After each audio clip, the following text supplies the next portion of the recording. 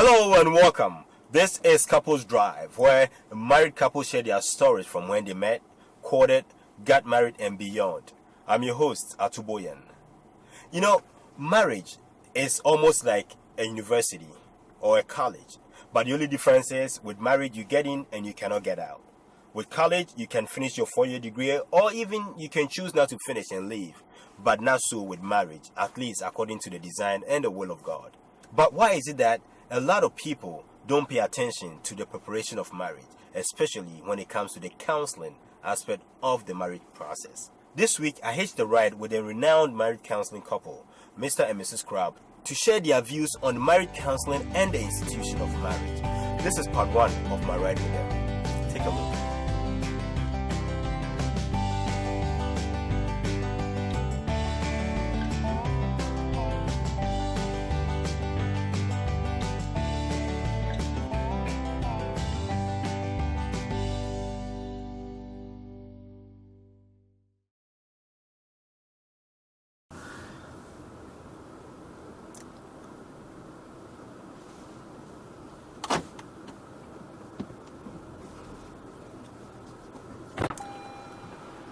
Hello. Hi. Both of you All can right, see the so, back. You're being chauffeured. Here you are. How you doing? Very, very good. Thank you so much for good. making time to hitch a ride with me. So welcome to Couples Drive. And All right. today we are going to do 2 things. First, you both are renowned marriage counselors, and you've been married as well for how many years now? 35. 35 years. And 5 months. And 5 months. Wow. Mr. Crown knows it to the T. And 7 days. Okay.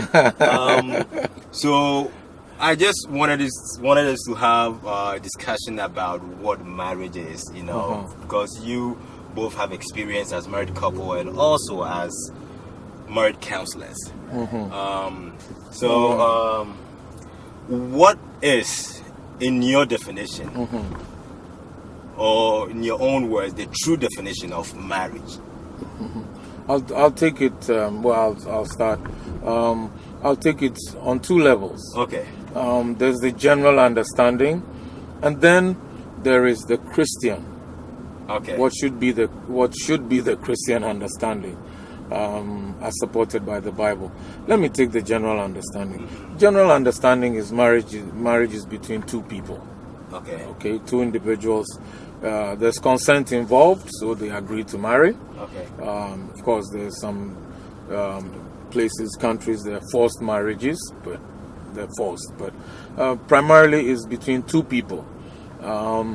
Generally, people like to say 2 people who love each other, but it's not necessarily always out of love. People marry for different reasons, Okay. But it's a union between 2 people. It has to be legal under the laws of the country in which they are. In the U.S., you're talking about the county also. Then they agree to spend their lives together. That's one. Okay. The second one is what we think should be the Christian view. We're saying should be because people have all kinds of thoughts about them. So people say, 2 Christians coming together, like I said, and getting married legally, that's it. It's Christian marriage. No. The way we understand Christian marriage, if you think in terms of the totality of the Bible, Christian marriage really is marriage between 2 growing Christians, Okay. who decide 2 growing Christians. growing, and I will break it down Okay. in 2 minutes for you. 2 growing Christians who decide to spend the rest of their lives together as husband and wife. Okay. Why do we say growing? We say growing because simply having the tag on you, Christian, is not enough. Growing means, if you're a growing Christian, it means you are applying the word of God to your life, and it is transforming your life. So you can have 2 people who have given their lives to Christ. That's our definition of a Christian. Not just 2 people in church. Okay. 2 people who have given their lives over to Christ, but then they are growing also. Okay. And because they come together as two growing Christians, their marriage will be run according to the principles of the Bible. Okay.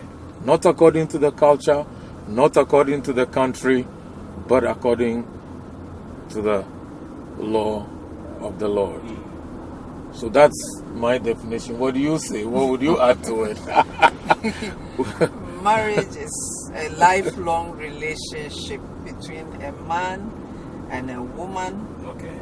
who are committed to each other and looking for the best for each other. That's the simple way I will. When you say committed, Mhm. what is committed to you? Like, because in our world, I think there are different understanding of the word committed, and people, may define committed differently.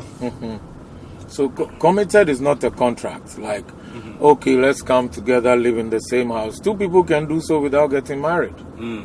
But the commitment we're talking about goes beyond even going to the church or a pastor or justice of the peace, whichever way you choose to get married, traditionally in front of two families. It's beyond that. Commitment is a willful choice. Willful choice that I am willing to invest my life in your life, and you are willing to do the same for me. So it's not necessarily what you're getting from the other person. No. That's a contract. Okay. If you cook well for me, I will give you good sex. So if you don't cook well for me, I don't give you good sex. That's a contract. Okay. Marriage goes beyond that. The food can be bad, but I'm not going to withhold sex from my wife because it is a shared thing. I am committed to her joy and pleasure. Right. Okay. Yes, I will be upset the food is not good, but that is not license for me to mistreat or maltreat her. And unfortunately, we're getting many people, these days, just generally, or even not just these days, people have got into marriage more like a contractual agreement. But that's why we're followers of Jesus, and we take what the Bible says. It's a covenant. It's a covenant. What's a covenant? The covenant is more than a contract. In a contract is the two of us, Richard and Vivian. You do this, I do that. I do this, you do that.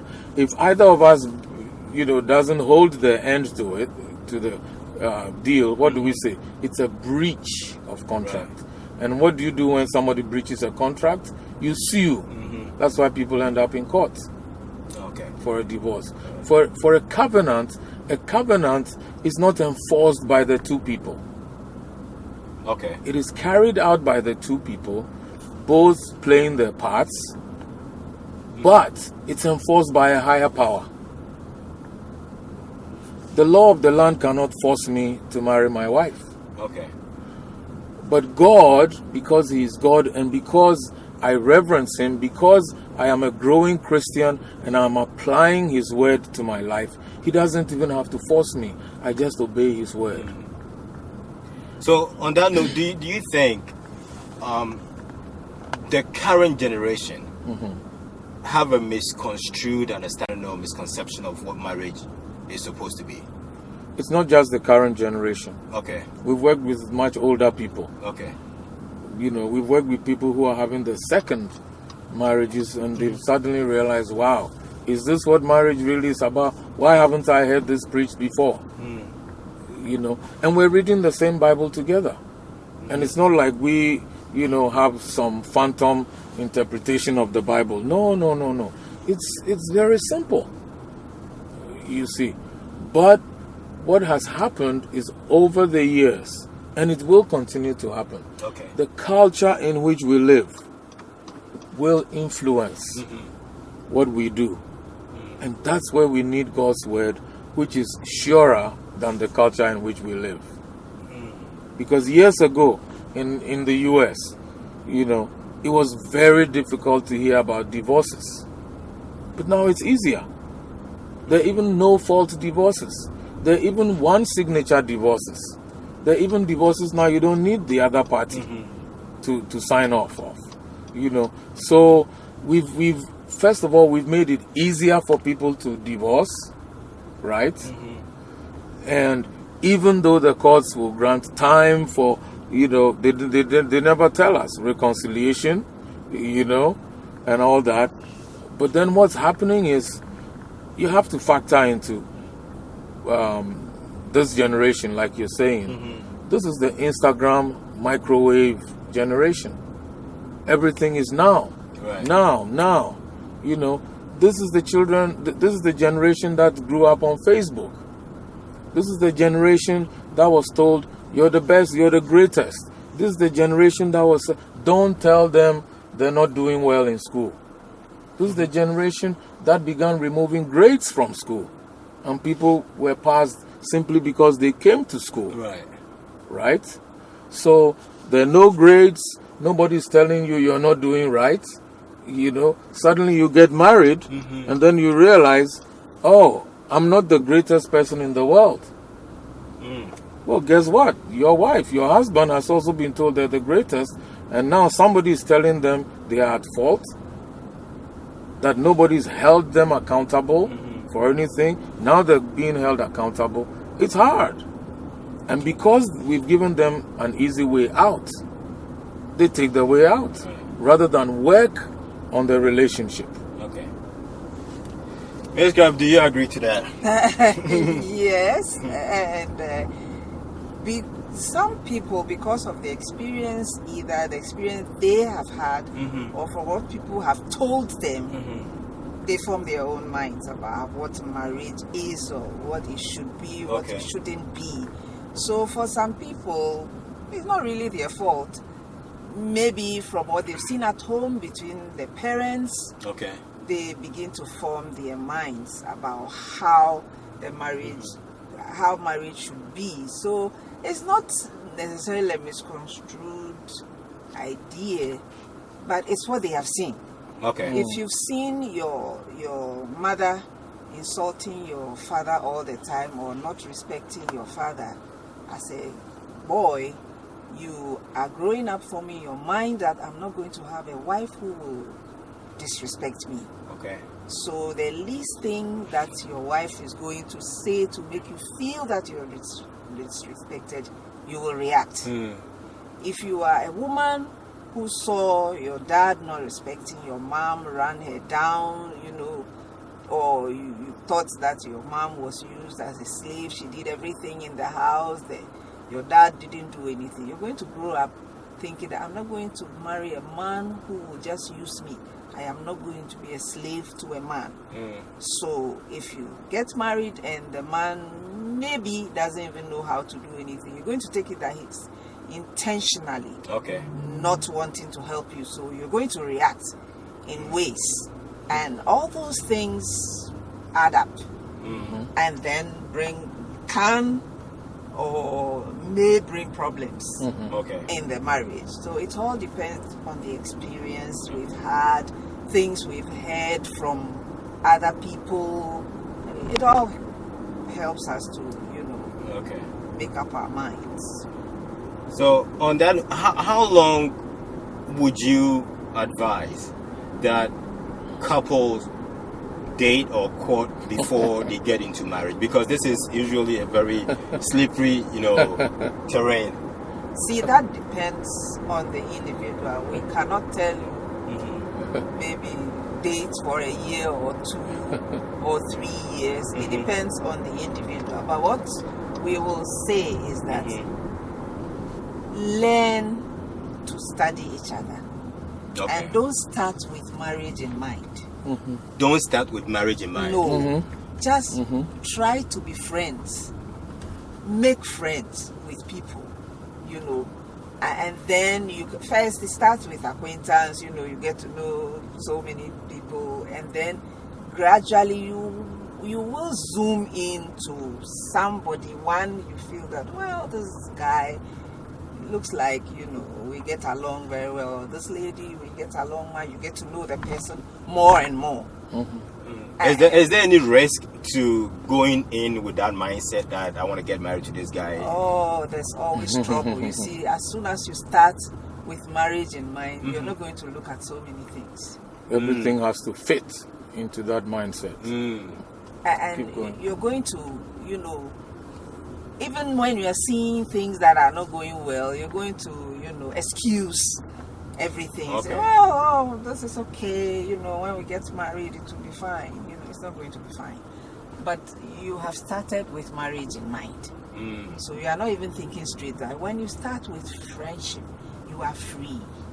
Okay. You are, you know, you get to know the person and you're not bound by anything. In any case, when you start with marriage in mind, you are not bound, but you have bound yourself already. Okay. You know, and so you don't think straight. So we advise us start with friendship and keep a clear mind. Get to know people, not with marriage in mind. Then you are not bound. Then you can make friends and get to know who maybe you are likely to get along with better. Okay. Part of what happens with starting with marriage, you know, apart from what trying to get everything to fit into marriage mode, you know, and excusing this character trait or flaw, you know, is also that, you know, it's easy to mask who you are. You know, we're working towards marriage, so, well, let me not show this about myself. Let me be of good behavior. And then what do people do? They tell their friends. That's how they're introducing, oh, this is my fiancé. You just met this dude, this young lady, what, 2 months? You're getting married. Yeah, you know, he says he wants to marry me. She's agreed to marry me. Yeah, you know, we're working. So even the people who are close to you, that's how they begin to relate to you. When they see something wrong, what do? They can't tell you because you've already made up your mind. Yes. So if they tell you don't, they're talking you out of the person you want to marry. It puts so much pressure on them. And what is happening to the individuals also is they're putting so much pressure on themselves by starting with marriage. So when something is not right, how are they dealing with it? You know, I might offend him if I talk too much about this. So anyway, I mentioned it, let me keep quiet. You know. So they then get married, and then what does the counselor hear? She deceived me. He deceived me. What do the friends hear? I never knew he was like this. Oh, courtship was not like this. But you started with marriage. And you're planning a wedding in 6 months, right? How are you going to be talking about the rudeness of the person? Yes. You know, but if we're friends, hey, which friend takes a rude friend? You deal with that, right? Said, no, the way you talk to me is not right. You know, that's not how friends talk together. And so we're more deliberate about fixing things when we are friends. And it's and I use the word mask because that's exactly what happens. You know? So essentially, you don't have like a set number of months, days, or years people should get to know each other, but depending on the individual. And they have to be realistic. Can you really get to know this man, this woman in 1 month, in 3 months?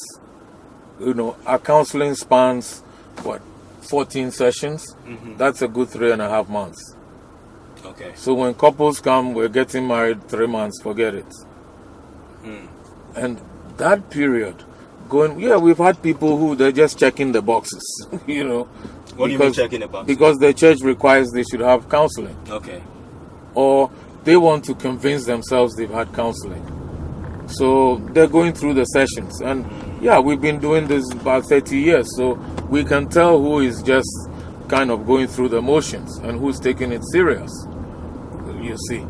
But if they are really getting into what they... And we've had people who say, yeah, we're getting married, X number. This is all the time we have. We have 3.5 months to the time. So we're finishing like the week they're getting married. Who has their mind on a counseling meeting when they're trying on the wedding dress? Or when somebody can't get a flight? You see what I mean? So they're not even focused. Mind is already made up. Yeah, and that's when we're discussing the vows, what they mean. So what are they going to say when they don't even understand what they're saying? You see. So give yourself enough time. And even in the 3.5 months, we see couples, they grow in the 3.5 months in their relationship. We've had some of them, they say, we're not fighting as much as we are anymore. Oh, okay. And those who are serious, yes, when they're taking the counseling serious, you can tell because they ask questions. Yeah. They think, you can see that they're thinking through all that they're learning, and they're asking questions, serious questions. Some of them will tell you, I haven't thought about this this way, but what about this one? When this happens, what do I do? You see that they're serious. Right. So at what point do you recommend couples to begin counseling or to even think about it? We will say, people. Okay, so let's put it in context. Most people will plan their wedding 6 months to a year. Okay. So why don't you start counseling before you start planning your wedding? The reason we say that is you give yourself the opportunity to be able to walk out of the relationship. Because what if you find something out 2 weeks to the wedding? You're in counseling, and it came up during a counseling session. What is a typical thing one can find out that may cause them to change their mind? Well, let's say the commonest thing. Okay, 2 things. One, the person is already married, not properly divorced. We're working on it. Yeah. I'm just waiting for the final papers, but they haven't told the other person. So they're actually going to commit a crime. Bigamy is a crime. You see. So there's that. What about what we call impediments? The commonest one is not just the person is married, but he has a kid, she has a kid. And for the person, you see, an impediment is anything that will prevent you from getting married to the person. Yeah. Some people don't want to get married. They don't want to get married to anyone who already has a child, for example. And so, guess what?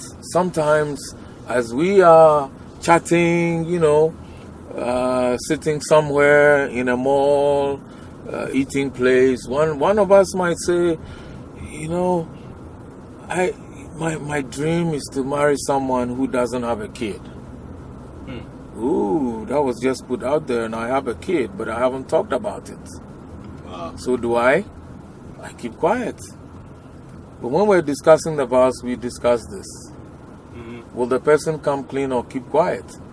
Some people have found out after the marriage that the person has a kid, the person they married has a kid. That's hard to take. What else do I trust them for? Or the person is heavily in debt. For some people, that's a problem. In some states, you pick up assets and liabilities. Yes. On that note, Mrs. Crabbe, with you first, at what point do you recommend couples start talking about finances? Say, we both college graduate, obviously we have some student loan or something like that. At what point do we even discuss that, and at what point do we even think of maybe thinking about paying those debts, and how should we even... At the point where you decide that you want to get married to each other, begin to discuss those things. And at that time, you might be paying already. Right. You might be paying some already. So talk about all those things. What you are paying, what your responsibilities, Any obligations? any obligations you have, Parents, siblings, if you are taking care friend, of maybe? siblings, if you are taking care of parents, what you do, talk about all those things, so that you lay it out for each other to know. Exactly. Don't hide anything from each other. If you lay it out and the person doesn't want it, let him or her go. You're better off. Both of you are better off. So, have you come across any situation where, based on somebody's financial obligations or the amount of loan the person is carrying, caused them to separate? Not really. Okay. We haven't had any situation like that. Rather, they talk about it. Yes. Okay. They lay it plain. Let the person know, that this is what I have. These loans are the loans I'm paying, and they work it out. Okay. Because in our sessions on finance, that's one of the key points we emphasize is honesty, transparency about everything, finances included, and we focus a lot on being totally full self-disclosure, complete. But I think Go ahead. one thing I've heard people say is no matter how far you get into a relationship, things aren't certain that you are going to get married. Even though you've started talking about it, you cannot really predict or tell you are going to get married for sure until the day of your wedding, right? So some people like to hold back because they are not very sure that if I tell this guy or this girl these things that I've held secretly or very dearly to me, I divulge all this information to this guy and we don't get married. I've entrusted somebody with some information that I wouldn't want to. That's why Vivian said, at the time you're taking the relationship serious, you're talking about marriage. Well, before you go too far, let me give you a little more about myself. You see, if knowing all of that you decide to marry me, then fine. We'll go ahead. Okay. You see, but what if I withhold all that information and then I get to the ceremony, with all my worldly goods I endow you? That's a line from a marriage vow, a set of marriage vows. We were in the church when we heard it. With all my worldly goods, guess what? My goods are not positive, they're negative. They're heavy student loans, for example, or some other, responsibility on me.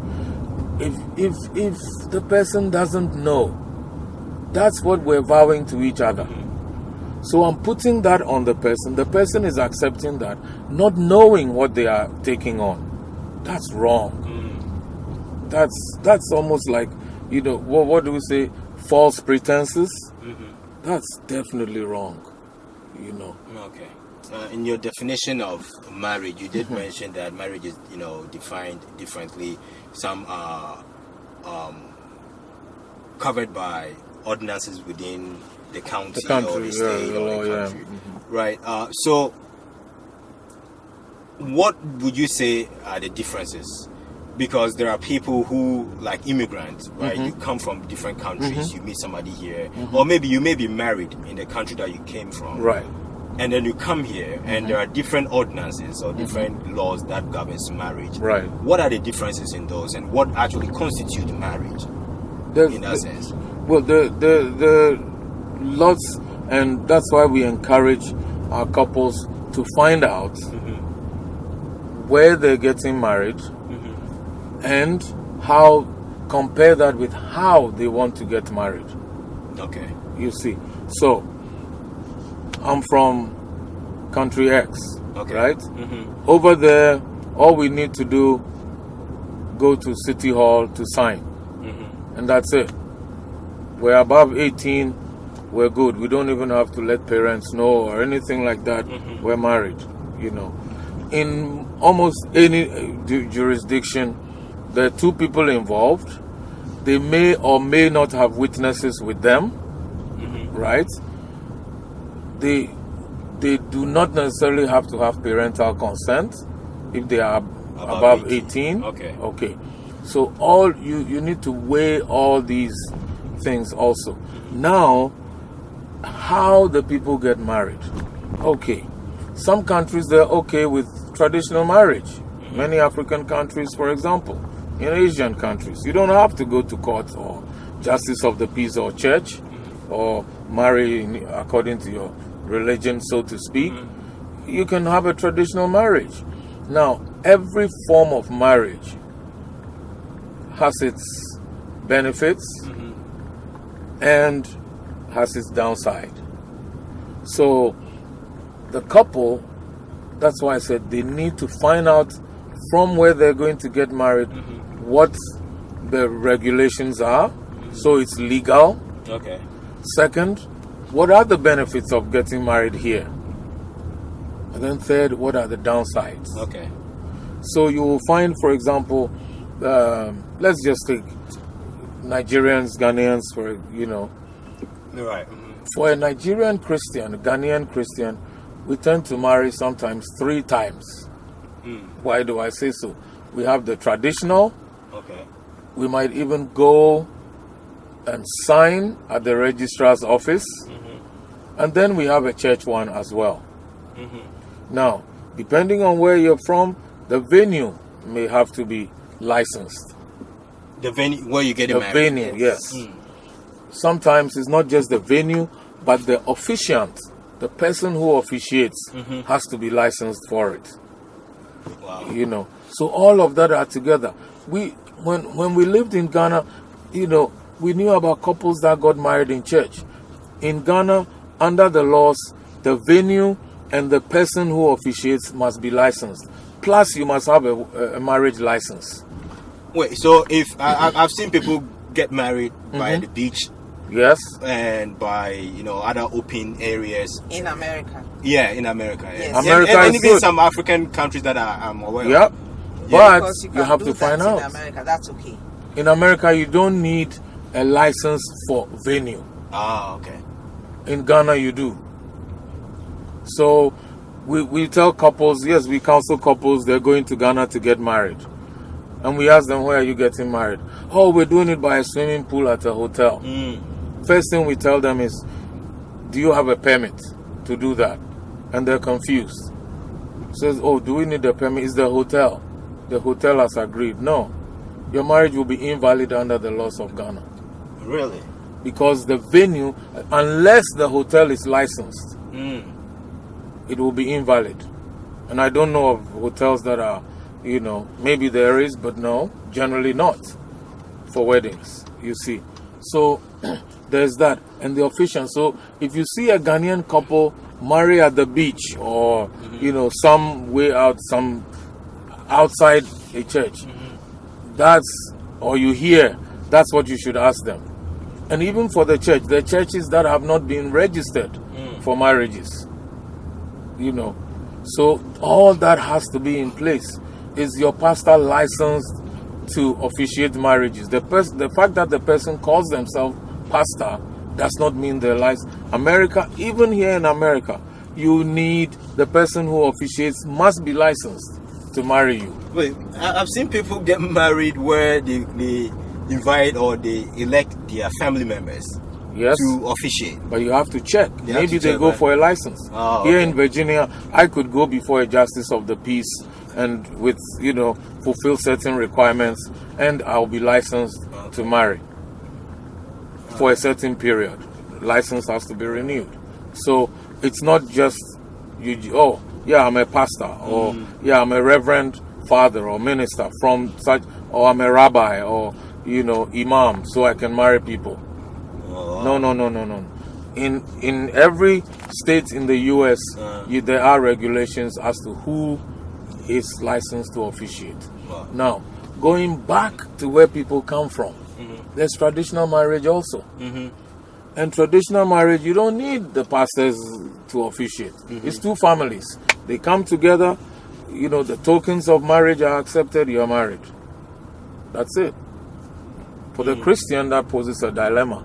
Is that a Christian marriage because we didn't go to church? We didn't get married in the church? I told you already, some churches are not even registered.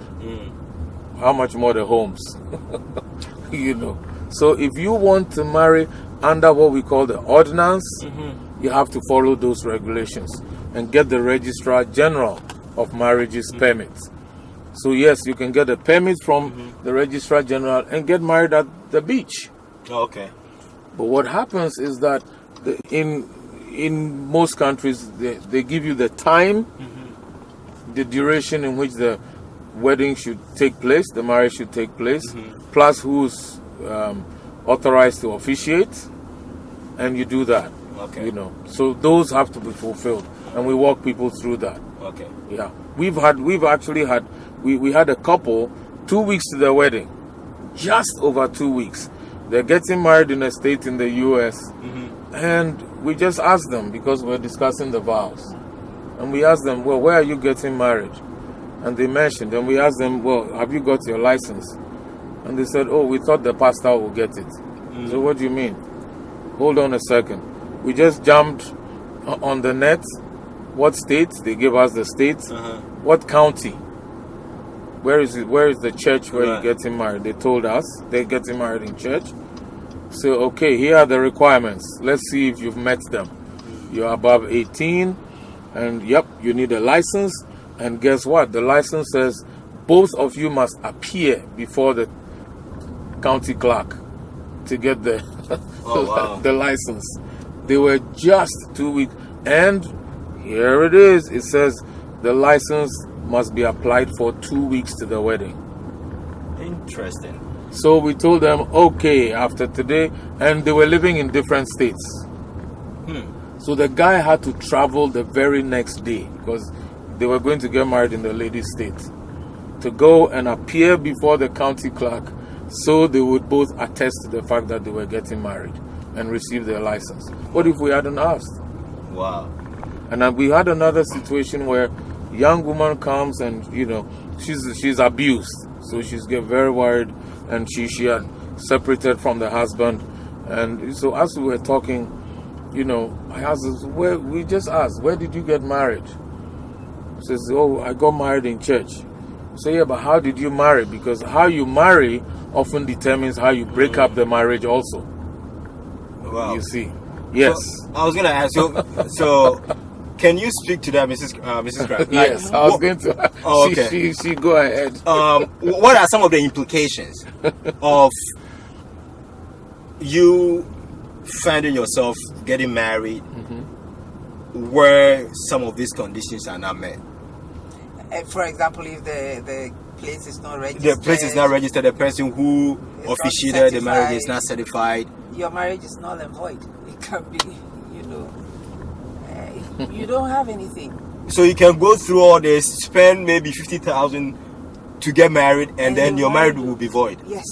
Void under the laws of the land where you are, and you can't take that certificate anywhere. In fact, there will be no certificate. Right. People get the church's certificate, and it's nothing, because when the church's certificate doesn't count. No. It's not a marriage certificate. Unless the church is registered. For example, in Ghana, if the church is registered, the certificate you have is the certificate from the Registrar General. Okay. So that is certified. But if it's a church certificate, it doesn't hold water. You take it anywhere. For example, you are coming to the U.S., they ask you for your marriage certificate, you take that to the U.S. embassy. That's nothing. It's not accepted. Really? Yes. And maybe during, maybe God forbid that we don't, really, encourage divorce. But if maybe you guys want to separate and that is the certificate you have, it's not valid. No. It's not even valid. You are not even. You are not married in the first place. You are not married. We had somebody like that, and we just interview her. How did you get married? She got married in the States here, in a particular state, and everything. And under the conditions, we looked at everything, and we told her, you are not even married. Wow. Yeah. By the state where we looked up state and county. Where you are not even married. Did you go for a license? No. Did you ask somebody to stand proxy for you? No. What is Okay. proxy? Proxy when somebody stands in your place. Oh, okay. Some states may allow, some don't. Some counties allow, some don't. So let's say for whatever reason I'm not there. Okay, I'm from out of the country. I'm flying in and we're getting married, on such and such a date. I think that's been done also so people don't do all these strange things, So sham marriages. So yep, they want to see you. That's why some might say at least 2 weeks to the time. Then at least you are in the country. You don't just fly in, marry, disappear again, and oh yeah, I'm married to this person. So yeah, all those count, and you have to go.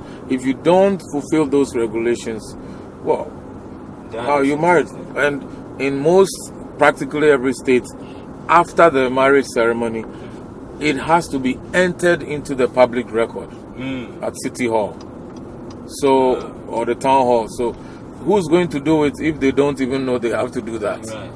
So when there's an issue about the marriage, where will you verify? You go to City Hall, you go to town. There is the county register of marriages. You're not entered. So what would you do if you've already gone through your marriage process and maybe one of these conditions is not met? How do you rectify that? Hey, welcome back. That was part 1 of my ride with Mr. and Mrs. Crabbe. I hope you learned a lot from them. We will continue with our ride with them next week. Until then, let's keep love alive. Bye.